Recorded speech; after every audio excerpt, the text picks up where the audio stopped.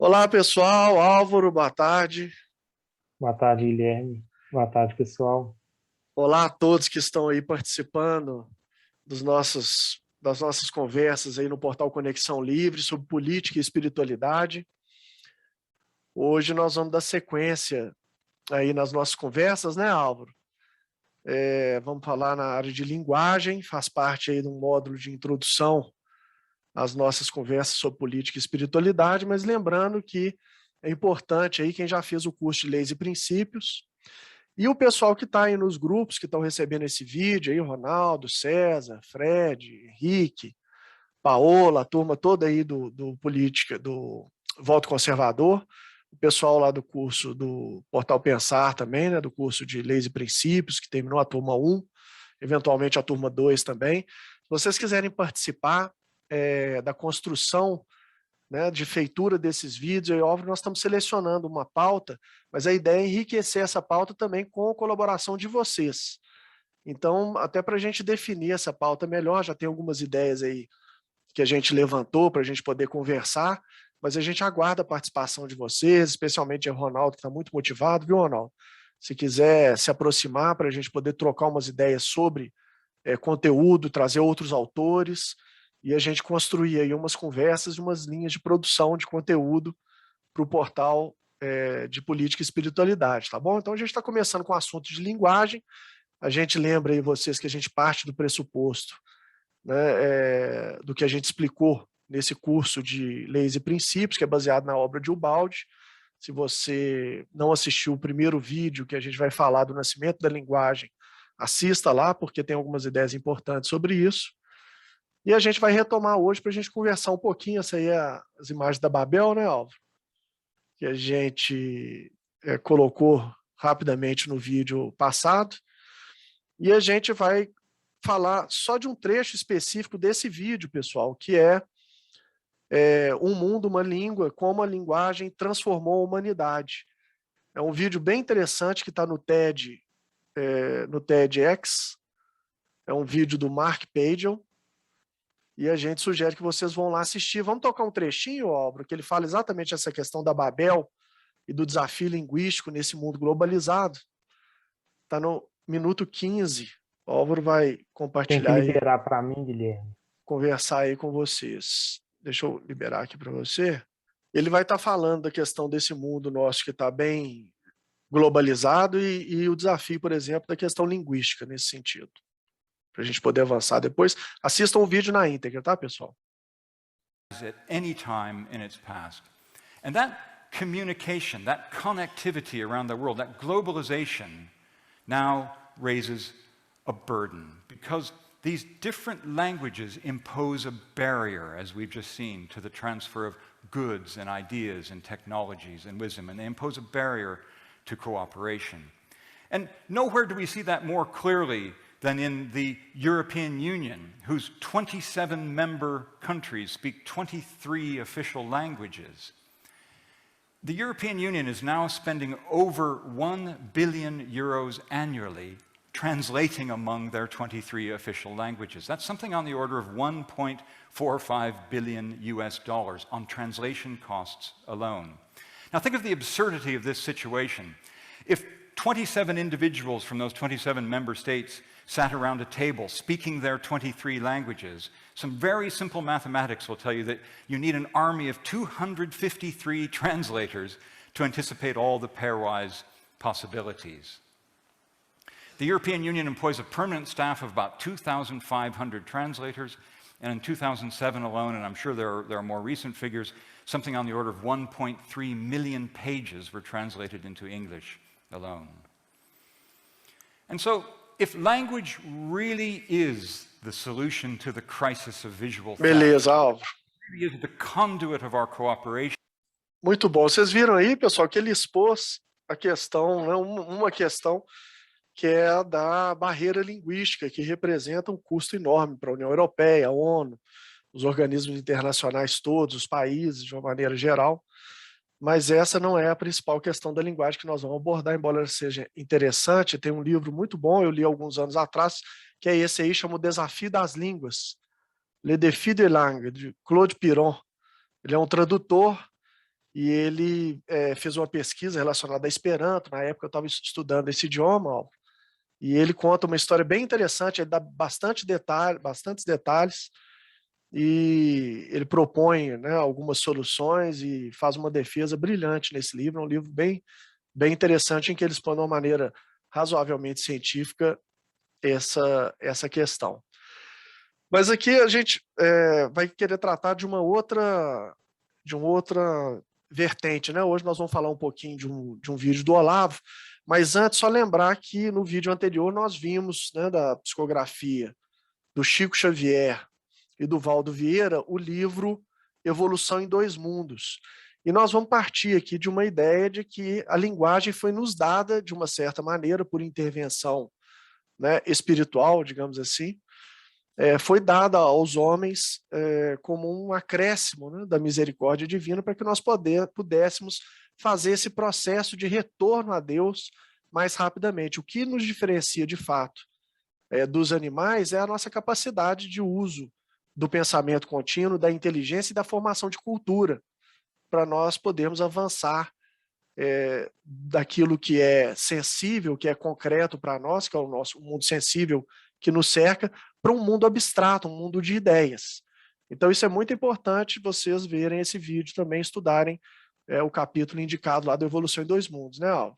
Essa ideia vai ser importante. Hoje a gente vai falar com vocês aqui. Álvaro, eu acho que é um bom momento para a gente passar o vídeo da árvore, né? Porque dentro desse conceito, a gente vem falando que a comunicação é algo que está, né, desde os reinos inferiores, mineral, vegetal, animal, mas ela vai se especializar absurdamente com o homem. Mas vejam que interessante esse vídeo. A gente separou também um trecho que ele vai falar da comunicação, por exemplo, no reino vegetal.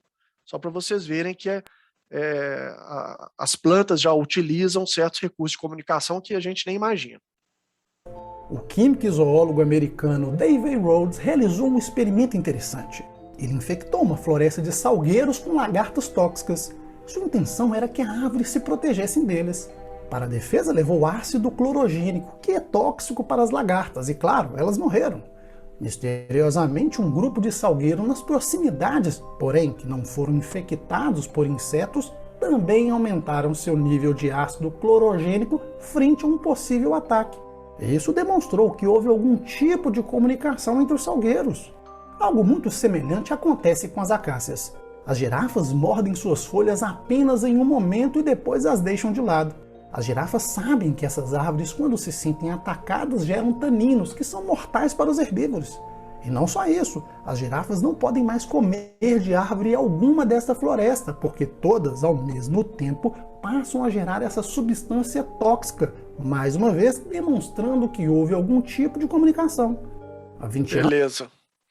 Isso me lembrou aquele experimento do Jagadish Chandra Bose, que ele pega uma planta, ele liga alguns eletrodos na planta e ele coloca uns camarões em cima de uma bacia com água fervente. Ele sai do laboratório e ele deixa um timer para, num determinado momento, virar automaticamente os camarões dentro da água fervente. E exatamente naquele momento ele percebe uma mudança grande no padrão né, das plantas que ele estava medindo lá com certos equipamentos, e ele percebe uma oscilação muito grande, como se elas estivessem sentindo, né, de alguma maneira, e se comunicando com os camarões que estavam sendo fervidos ali naquela hora. Então, tem muitas coisas aí para a gente descobrir, né, Álvaro? Mas a gente percebe que a comunicação humana, ela sofreu, digamos assim, ela recebeu foi turbinada, né? É o que o André Luiz revela, né, nesse livro. Quer fazer algum comentário ou vamos seguir? Não, na verdade eu não tinha comentado, não, mas já que você está me dando essa abertura, só para a gente falar que a gente não vai avaliar essas questões, né, anteriores ao homem, né?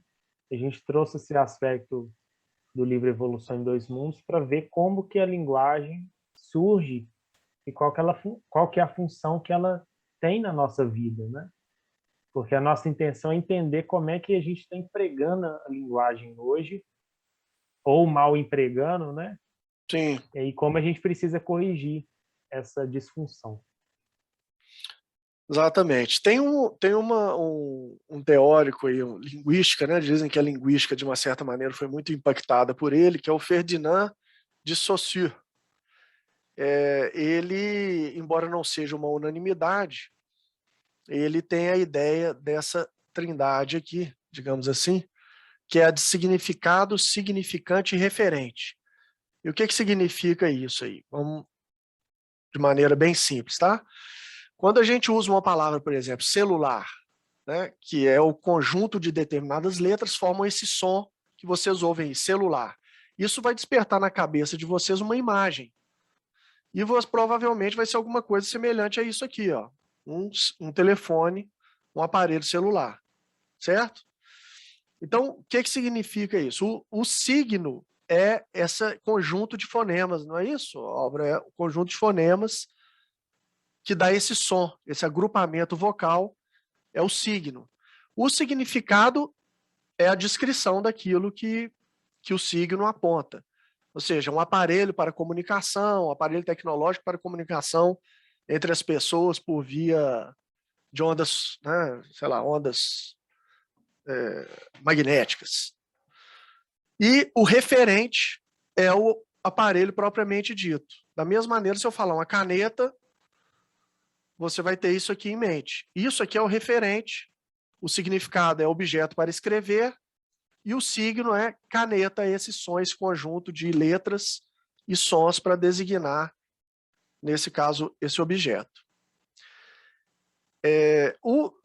Nós vamos conversar um pouquinho sobre essa tríade, né? A ideia é que essa tríade, essa trindade, para nós aqui, nos estudos que a gente tem feito, eu e o Álvaro, ela vai conduzir a nossa mente do imanente ou do concreto para aquilo que é transcendente e simbólico. Então vamos conversar um pouquinho sobre isso, Álvaro, antes da gente passar adiante. O que a gente observou a partir dessa reflexão aí do Saussure?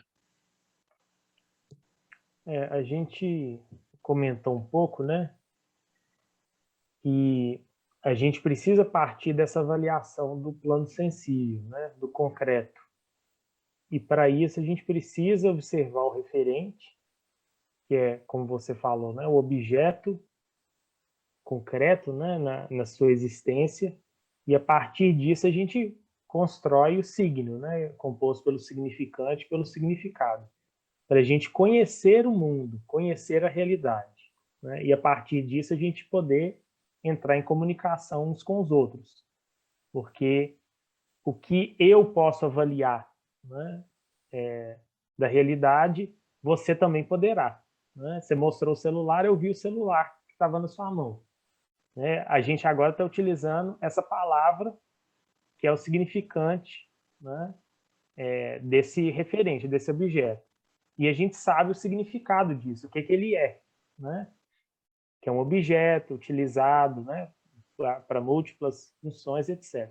Se a gente tem um objeto, né, como o celular, que tem uma existência física, que eu posso conhecer e você pode conhecer, para a gente falar desse celular, a gente tem o mesmo signo, né? E só a partir desse mesmo signo a gente vai poder entrar em comunicação e se fazer compreendido, né? Exatamente. E isso é interessante, ó, porque a gente estava comentando, pessoal, que da nossa capacidade que a gente viu, pelo menos dentro da ideia, né, ou da tese proposta pelo André Luiz, no livro Evolução em Dois Mundos, nós fomos conquistando, a partir dessa benesse, né, do nosso aparelho fônico, preparado para manifestar um espectro maior de signos, ou seja, uma amplitude vocal e um refinamento vocal mais elaborado. Então, nós conseguimos formar alfabeto, juntar as letras, né, os fonemas, de uma maneira riquíssima, e com isso criar uma enormidade de signos para dar nome às coisas. Então, isso é bem interessante, porque isso está também nas referências bíblicas, né? Foi dado a Adão a capacidade de nomear as coisas, nomear os animais e assim por diante. Então, nós temos desde, né, os primórdios essa competência de dar nome às coisas. Por que isso? Porque isso vai nos tirar do mundo concreto, do mundo sensível, e nos julgar no campo das ideias. lembrando que a teoria de Ubaldi, a tese que Ubaldi levanta é de que nós estamos num universo invertido, que é o universo da queda. Ou seja, aqui a matéria é que nos cerca e o espírito está acrisolado. Né? Na criação original é o contrário. A matéria é potencialidade e o espírito é plenamente existente. Então agora nós estamos voltando pelo processo de evolução da matéria ao espírito. Então é interessante perceber que no campo da linguagem vai acontecer a mesma coisa. Nós saímos do campo dos sons, das trocas químicas para os sons, né, para a imagem, e agora para uma linguagem mais elaborada, que aí ela é carregada de um significado muito mais amplo, até para simbolizar, Álvaro, as questões mais transcendentes. Por exemplo, não sei se nós demos esse exemplo no último bate-papo nosso, mas a questão de nós sairmos, por exemplo, para caçar juntos. Né? Somos homens primitivos, vamos sair para caçar um grupo de pessoas. E aí, um de nós, na hora que surge um tigre, foge. E os outros ficam em dificuldade. Nós, então, percebemos que nós temos que ter uma palavra para aquilo, né? Para aquele ato. Então, surge, por exemplo, a palavra primitiva para covardia. E aí nós vamos contar isso na tribo. Por quê? Porque esse indivíduo que fugiu, ele coloca a vida de todos em perigo. Então, todos que forem caçar, a partir daquele dia, sabem que aquela pessoa é covarde. Porque eu não posso contar com ela. E aí começam as narrativas de heroísmo. E todas, vocês imaginam, já são capazes de perceber os desdobramentos disso. Nós somos lançados, então, num mundo de abstração. Porque nós temos que agora não só dar nome a coisas concretas, como uma pedra, um raio ou fogo, mas começamos a dar nome a coisas abstratas, que são qualidades, virtudes, defeitos, vícios. Tudo isso que eu estou citando para vocês formam imagens, né? Quando eu falo a palavra vício, você já tem um conjunto de saberes que envolvem essa palavra e que estão associados a certos referentes, a experiências de vida, não é isso? Pelo que eu entendi, o referente é exatamente isso. É aonde vai estar o maior dos problemas nossos em comunicação. É muitas vezes a questão dos referentes. Muito bom. E também, se a gente não tem exemplos, né, dessas coisas mais transcendentes, espirituais, né, abstratas, a gente perde a capacidade de entender também, porque De a gente não entender tem a realidade. referente de entender a própria realidade. A gente fica só no significado e no significante Isso. e não compreende exatamente Isso. o que é aquilo. A gente está falando muito de linguagem porque nós vamos entrar no campo da dualidade para falar sobre verdade e mentira. E isso vai ser fundamental para a gente entender um pouco mais sobre isso, tá? Agora, o Saussure, ele não é uma unanimidade, né, Álvaro? Isso, exatamente. Você que trouxe e compartilhou essa postagem do Rodrigo Gurgel, fala um pouquinho sobre ela.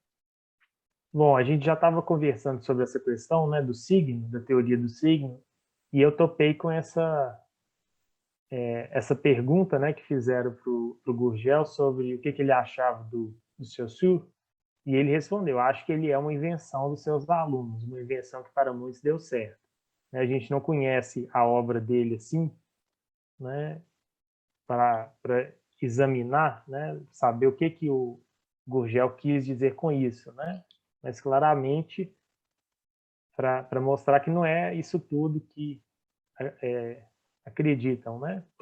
Eu acho que para nós ela serviu bem, Álvaro, porque dentro dessa ideia de trindade nós temos um aspecto conceitual, um aspecto dinâmico e um aspecto estático, não é isso? Mecânico, né? Digamos assim. Então nós temos dentro dessa ideia de conceito, dinamismo e forma, essa tríade de significado, significante e referente, eu acho que elas cumprem bem esse papel, né? Sendo um deles a ideia pura, o outro é a linguagem que é usada, né? O signo que é usado para designar aquele significado, e o referente que é a coisa concreta propriamente dita, né? O fato pronto, existente, digamos assim. Mas o Gurgel parece que ele sugere 2 livros que eu vou deixar aí para vocês, eu e o Álvaro estamos deixando aí para vocês, que é a Teoria da Linguagem, do Karl Bühler, não sei se é assim que pronuncia, e A Miragem Linguística, do Thomas Pavel. Tá? Vale a pena vocês, quem tiver um conhecimento maior de linguística aí, comparar o que nós estamos falando aqui para ver se tem algum embasamento mesmo nessas obras também. Outra referência boa é esse curso da Lara Brenner. São 3 aulas, mas elas estão numa plataforma que é paga, que chama Brasil Paralelo.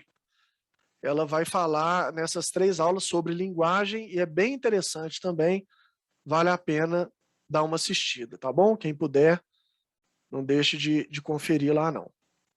Vamos então partir para o vídeo do Olavo, Álvaro? O primeiro trecho que a gente vai assistir, pessoal, isso aí está na plataforma do nosso curso, esse vídeo do Olavo sobre essa ideia de signo, significado e referente.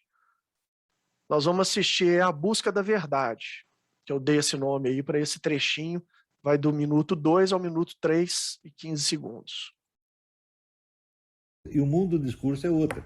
O mundo do discurso é uma parte do mundo real, mas uma parte ínfima, né? Então, é evidente que sempre existe, na transmutação das experiências em palavras, em discurso, existe sempre alguma dificuldade, a possibilidade de erro é monstruosa. Isto significa o seguinte: quando você pega um discurso no qual você só conhece os signos e os significados, essas palavras evocam para você alguma reação emocional, sentimental que você tem, independentemente do referente. Quer dizer, as próprias palavras têm um peso emocional. Então, elas por si bastam para despertar em você uma reação, independentemente do conhecimento do referente. E isso significa, tragicamente, que em qualquer situação a mentira é mais persuasiva do que a realidade. Porque o discurso da realidade depende do referente. E se você não tiver o referente, então você vai seguir um discurso só de signo e significado. Se você pegar, praticamente, eu tenho ouvido muito discurso de deputados e senadores, né, petistas, psolistas, etc, etc. Aquilo é tudo totalmente desprovido. Álvaro, acho que está... Não se refere a nada. Acho que já deu aí, né? O que o Olavo está tocando aí pra gente nesse ponto? Ele aborda a questão da vinculação, né, das palavras às emoções, né, aos sentimentos, que isso é inevitável, né? Elas carregam porque, aí eu gostaria até de acrescentar, né, porque elas fazem com que a gente lembre de situações em que a gente empregou essas palavras ou ouviu essas palavras e essas situações foram boas ou ruins, né? Trouxeram algum sentimento. Então, a gente recupera esse sentimento pela memória, quando a gente evoca, né? Que a emoção é uma das melhores formas de acessar a memória. Exatamente. E isso especialmente quando o referente ele não está na jogada, né? Então, quando a gente utiliza, né, esse signo sem avaliá-lo conforme o referente, né, a gente corre o risco de ter a emoção não avaliada segundo a realidade, né? Segundo o referente que se é presente ou não, né? E vocês vão ver, pessoal, que existe muito disso no campo da política, que é o sequestro da razão pela emoção. Então, muitas vezes, a manchete do jornal ou o discurso do político, da pessoa pública, ela vai ter o objetivo de anestesiar a sua razão, despertando em você uma emoção específica. Então, o discurso ele vai ser construído sem a necessidade de estar ligado a um fato concreto, mas só pelo jogo das palavras você vai sentir aquela emoção de afinidade ou de repulsa, de raiva, né, de ódio ou de simpatia, e isso vai ser o suficiente para então capturar a sua razão e você esquecer da necessidade daquele discurso, daquela fala, estar conectado a alguma coisa concreta. Para entender isso melhor e a gente ter exemplos, aí vocês vão assistir o vídeo do Olavo, ele dá alguns exemplos e vamos, ao longo dos nossos bate-papos, aí nós vamos ter outros exemplos. Por exemplo, quando nós formos debater sobre razão e emoção. Aí a gente vai pegar, talvez, manchetes concretas para a gente poder trocar ideias sobre elas. E todos os dias tem, né? Profusamente aí. Não vai ser difícil da gente achar a manchete do dia ou da semana para nós podermos mostrar isso na prática. O segundo trecho aí, do minuto 12, mais ou menos 12h38 até 12h54, é um trecho curtinho, que é a mesma palavra com significados diferentes. Vamos ver o que o Olavo fala aí. Você usa, na conversa humana, nós podemos usar a palavra religião para significar uma coisa ou para significar outra. Religião pode significar, né, a palavra de Deus, a revelação direta, e pode significar um fenômeno sociológico, que são milhares de pseudo-religiões. Você vê, no Brasil existe o registro de religião. Aquilo que nós, cristãos, consideramos pseudo-religião, é registrado legalmente como religião. Não há diferença verbal, não existe a categoria legal de pseudo-religião. Pseudo-religião só existe do ponto de vista da doutrina religiosa, não do ponto de vista legal, do ponto de vista sociológico. Por que eu tenho que explicar isso ao Nogueira? Porque o Nogueira é analfabeto. Bom, aí nesse campo fica interessante. Passei um pouco. Não, tá bom, é isso mesmo. É porque o Olavo ele tem as opiniões, né, fortes sobre algumas pessoas, alguns partidos, alguns grupos, e aí isso pode chatear algumas pessoas, mas faz parte, né? A gente tem que avaliar ele pelo conjunto, não por algumas exceções, alguns aspectos específicos. Mas eu selecionei esse trecho aí exatamente porque é um outro erro que a gente comete na linguagem, é de muitas vezes dissociar a fala aí daquilo que a pessoa intenta dizer com o uso daquela palavra.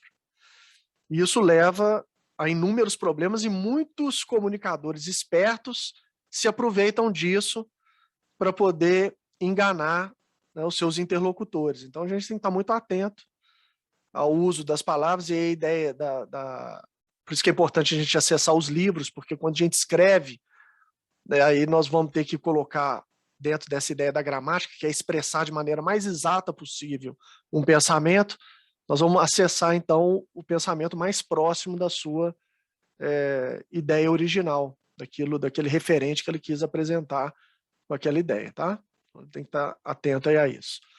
Próximo trecho, do minuto 14 até o 15h32. Só completar uma coisa antes da gente ir para o próximo trecho, né? Que as palavras, normalmente, elas são polissêmicas, né? Elas têm vários sentidos, né? Várias acepções. Então, uma das primeiras coisas que a gente precisa fazer quando a gente inicia um diálogo é entrar em acordo com o nosso interlocutor com relação ao significado que a gente dá para aquele significante, né? Isso. Então, por exemplo, eu posso falar de manga, a fruta, eu posso falar da manga da camisa, né? A palavra é a mesma. O Olavo deu o exemplo da religião, né? Então, numa conversa, né, num diálogo honesto, né, uma das primeiras ações, uma das primeiras etapas é entrar em acordo com relação ao léxico, ao vocabulário, ao emprego que a gente dá às palavras, principalmente algumas palavras que são centrais. Agora, a gente está vendo, observando na nossa realidade, não isso, né, que isso é autêntico, é natural, mas o emprego equivocado e malicioso das palavras, que aí é outra coisa. Né? Isso. Nós vamos ver no final desse vídeo, nós vamos ver um exemplo concreto. Exatamente. Então, só fazer essa observação. Vamos ver aí do minuto 14 ao minuto 15h32, mais ou menos. Mas escuta, e quando você vai ler a doutrina sagrada, qual é o referente da doutrina sagrada? O que a doutrina sagrada está falando sobre Deus é o referente, não é isso? Mas quem está ditando a doutrina sagrada? O próprio Deus. Então, o discurso de Deus é parte do referente. Estão entendendo? Ele é uma ação real de Deus no mundo real, ele não é só verbo. Hein? Por isso que a Bíblia começa, no princípio era o verbo. Que verbo era esse? Eu falo. Os verbos, eu uso um milhão de verbos e nada começa, porra. Hein? Eu falo aí, faça-se a luz e a luz continua apagada. Não é assim? Agora, quando Deus diz faça-se a luz, ele não está apenas dizendo, ele não está falando sobre a luz. Ele está produzindo a luz naquela palavra. Então, existe uma diferença brutal, imensa, incomparável entre a doutrina sagrada e as palavras de qualquer ser humano. Portanto, elas não podem ser cotejadas assim. A doutrina sagrada diz isso, mas você diz aquilo. Portanto, você é um herético. Não dá para fazer isso, porra. Primeiro, você precisa ver qual é o referente que está sendo mencionado ali. E ter em conta a diferença do plano, da situação de discurso, num caso e no outro. Aí, tá bom. É bem interessante isso que ele vai falar aí, porque para as coisas mais abstratas, por exemplo, como as próprias teorias de Ubaldi, alguns pensamentos, né, dentro da filosofia dele, nós teremos dificuldade de buscar os referentes no mundo. Então, talvez seja até um pouco o papel esse da filosofia, que é o de procurar encontrar como referente no próprio mundo das ideias alguns elementos para traduzir o pensamento religioso ou o afã espiritual do homem. Então, eu acho que vai fazer parte de um exercício nosso entender que dentro desse processo de estudo, que é de captação intelectual, é uma forma de receber conhecimento, mas nós temos o processo de revelação, que é uma outra forma de receber conhecimento. Então, nós temos as escrituras diversas, religiosas, temos obras, por exemplo, como a do André Luiz, que é um autor espiritual, vem através de um processo mediúnico. Né? Então, para alguns conteúdos, nós vamos ter que aplicar um pouco dessa abstração, dessa capacidade de abstração para poder nos localizarmos bem. Não é isso? Isso mesmo, falou Vamos, tudo. Vamos para um último trecho aqui, então, do minuto 19, aí, mais ou menos, até quase 20. Aí. Discurso, mentira e falta de referente. Nós já vamos estar nos preparando para a próxima etapa aí do nosso estudo. Inteirinho, totalmente desprovido de referente, não se refere a nada. Sim, tem signo e significado, e tem, portanto, o significado é uma intenção, a intenção do falante. A intenção bate no peito do ouvinte e já mexe com a emoção dele imediatamente, provoca uma reação. Isso é o reino da mentira. O reino da mentira é o significado sem referente. São coisas que não podem ser verificadas, porque o mundo da palavra, o mundo verbal, esgota a função dela. Eu ainda vou fazer mais análise de gente assim, vocês vão ver. Isto é a base da vigarice. Isso é o fundamento de praticamente toda a vigarice. Falei um pouquinho, Álvaro. Você gostou desse trecho, né? Porque esse trecho ele conta, né, faz essa avaliação, esse diagnóstico, né, da situação que a gente observa, né? O discurso composto apenas pelo significante e significado, sem referente, não pode ser conferido, não pode ser avaliado se é verdade ou não. E aí, pior do que isso, é que ele é utilizado para fins escusos, né? Para bater pela emoção e conseguir apoio, né? No caso aí da política. Por isso é o reino da mentira. E isso, por exemplo, o Saul Alinsky, que digamos assim, o maior, talvez, ícone aí, né, do esquerdismo, da New Left americana. A nossa política caminha muito dentro das ideias dele, talvez você não o conheça, mas muito do que acontece na nossa política aqui no Brasil é fruto do que foi testado já nos Estados Unidos e foi bem sucedido. Ele falava para mentir profusamente e incansavelmente sobre os seus inimigos. Isso, na verdade, veio já dos conhecimentos de desinformação da própria KGB, toda uma construção já secular, mas o Saul Alinsky refinou isso de uma maneira muito inteligente. E a ideia é que você mentisse o máximo possível sobre o seu inimigo político. Por quê? Porque para ele desfazer uma mentira, ele tem que buscar o referente, ele tem que provar. E você, uma vez que lança uma mentira, acabou, não precisa fazer mais nada. O próprio ato de dizer já constitui uma autorreferência e você deixa todo o trabalho do seu inimigo para ele fazer e desfazer. As mentiras que ele não conseguir desfazer, acabam se estabelecendo como verdades. Agora tem uma maneira ainda mais sutil de fazer, e nós vamos encerrar o nosso bate-papo de hoje com esse exemplo aqui, que é uma maneira ainda mais refinada. Vocês vão ver um vídeo que saiu na televisão portuguesa e depois nós vamos comentar esse vídeo com algumas notícias impressas da internet. Assistam aí.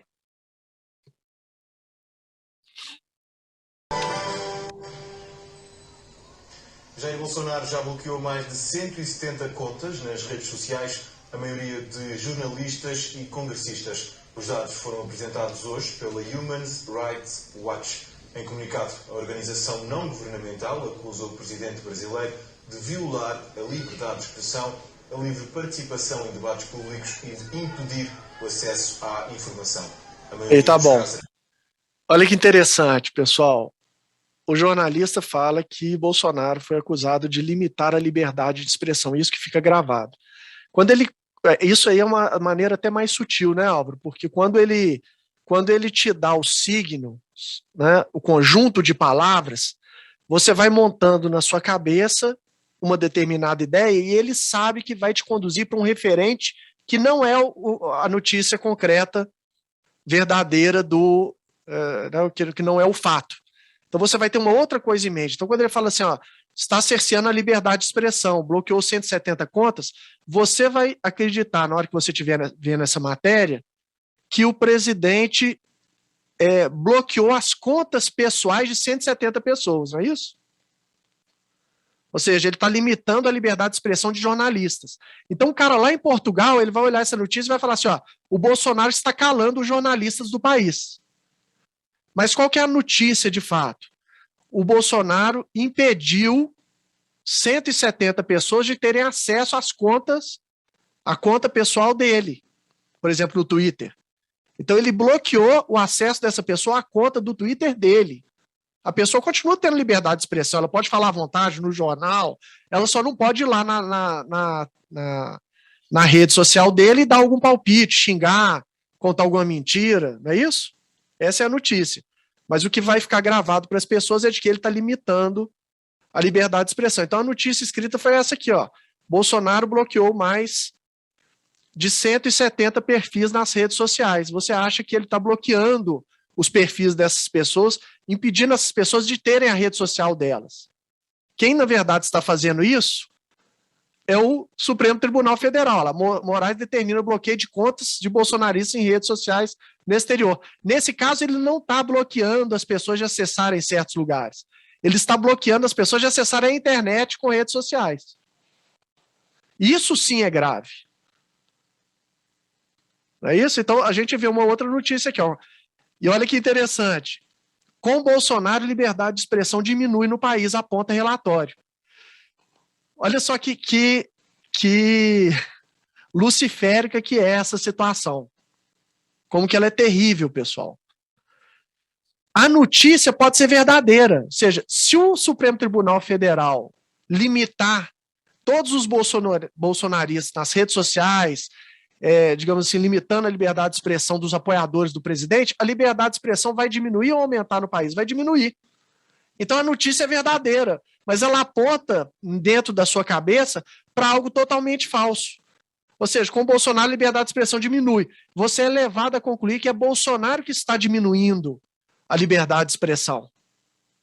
Então, mesmo que ele queira aumentar a liberdade de expressão, isso não acontecer devido a, por exemplo, exageros do STF e de outras instâncias, a liberdade de expressão cai e você vai entrar de gaiato e vai culpar o presidente pela diminuição da liberdade de expressão. Então vocês veem como é que a situação da linguagem é grave. Tá bom? Então a gente tem que sempre buscar os referentes e olhar com muito cuidado e muito critério para a gente entender quem são os agentes, né? Ele cita um relatório. Qual foi a ONG que produziu esse relatório? Quem financia essa ONG? Porque a ideia, como o próprio Álvaro tinha falado, é de dar credibilidade. A palavra relatório sugere isso, certo? Essa notícia, né? Esse exemplo, né, que a gente escolheu, né? Ele nos permite avaliar várias coisas, né? Como você já trouxe, né? E como algo aparentemente simples, né, tem tantas sutilezas, e a gente sendo bombardeado ao longo do dia todo com esse tanto de notícia, a gente não tem condições de avaliar cada uma delas para verificar se elas correspondem à verdade. Então, uma das coisas que eu chamo a atenção é da palavra bloquear, né? Porque a palavra bloquear, né, no próprio Twitter, né, já que você mencionou o Twitter, né, vamos pegar o Twitter como uma dessas redes sociais. Bloquear significa, no Twitter, você impedir uma pessoa de ver o que você está postando. Né? Mas ela pode significar também que o STF bloqueou o acesso das pessoas à rede social. Significa aí uma outra coisa, que a pessoa não pode postar nada no próprio Twitter dela.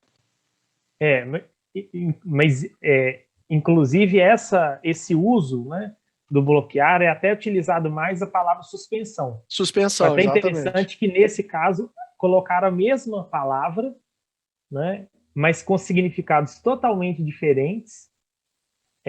Exatamente. Veja aqui, ó, nesse caso aqui, ó, Bolsonaro bloqueou mais de 170 perfis nesse sentido de impedir o acesso das pessoas à rede social dele. Tá correto. Isso. Aqui a palavra deveria ser: Moraes determina suspensão de contas de bolsonaristas. Suspensão, isso, porque elas não... É como se fosse cancelada a conta. A conta da pessoa, exatamente. Ela não pode mais se expressar. Nesse caso, é cercear a liberdade de expressão. Cercear a liberdade de expressão. Então, a gente vê que essas pequenas palavras, se a pessoa não sabe o que é bloquear no Twitter, ela não sabe o que é suspender, ela vai tomar as duas medidas como se fossem iguais, e não são. Exatamente. Né? E, além disso, tem a própria questão da conclusão, né, que você também já falou. Então, pegam a notícia que é Bolsonaro bloqueou 170 pessoas, né, e a conclusão que se toma a partir de um relatório, né, que também é uma emissão de opinião, de que isso representou a violação da liberdade de expressão. Mas não é isso que acontece. Por quê? Porque a pessoa continua tendo a liberdade de opinar. Ela não vai ver diretamente o que o Bolsonaro coloca nas redes dele, mas ela tem acesso a esse mesmo conteúdo por meio de outras pessoas que têm acesso a isso. E ela pode continuar falando à vontade, seja bobagens ou verdades, na própria rede social dela. Então, o jogo a pessoa pega a manchete, pega a conclusão e junta que é uma coisa ruim. E aí ela já toma a posição, né, de um dos lados aí da questão. Então, a recomendação, pessoal, é tomar muito cuidado. Agora, isso não acontece só com a linguagem escrita ou falada. Uma simples imagem, e aí nós vamos voltar na imagem que suscitou a gente começar, inclusive, já dar o start no curso, né? Que é a imagem de um agricultor com arma. Isso foi utilizado pela SECOM, sem debater se a imagem é feliz ou não. A argumentação, muitas vezes, é de sintetizar: para que colocar um agricultor com arma, né? A imagem que a gente está acostumado seria o agricultor com uma enxada, por exemplo. Certo? E por que tem essa imagem? Por que ela gera em algumas pessoas um incômodo tão grande? Em outras ela gera uma alegria? Não é? Vai depender do referente. Por exemplo, um agricultor que tem o seu gado roubado à noite e ele nunca sabe se vai ter segurança na propriedade dele, essa imagem aqui está ligada a uma experiência de angústia, porque ela não sabe se pode se defender ou não, se vai entrar alguém na propriedade dela, vai fazer algum mal para a família, vai roubar, né, um patrimônio dela, enfim. Ela não tem uma ideia sobre isso, e ela fica, para ela, uma imagem dessa, ela fala: finalmente eu vou poder me defender na minha propriedade. Para uma outra pessoa, isso pode ter um outro referente. Ela pode associar isso aqui à imagem de um agricultor que vai sair atirando a esmo para afastar alguém que invadiu a propriedade dele, sem antes sequer conversar com a pessoa. Né? Ela vai associar isso a algum ato de violência. Então vai depender muito do referente que você tem em mente. Então é importante, independente do espectro político que você estiver, conhecer o referente que está na cabeça das outras pessoas, antes de concordar ou discordar de uma imagem ou de um texto. Né? Saber para onde apontam e quais são os referentes corretos. Ok? Então é isso. Acho que a gente depois já vai poder partir um pouco mais para avançar na questão da verdade e da mentira. Ótimo. Beleza? Um abraço então, pessoal, e até a próxima. Um abraço, até a próxima, pessoal.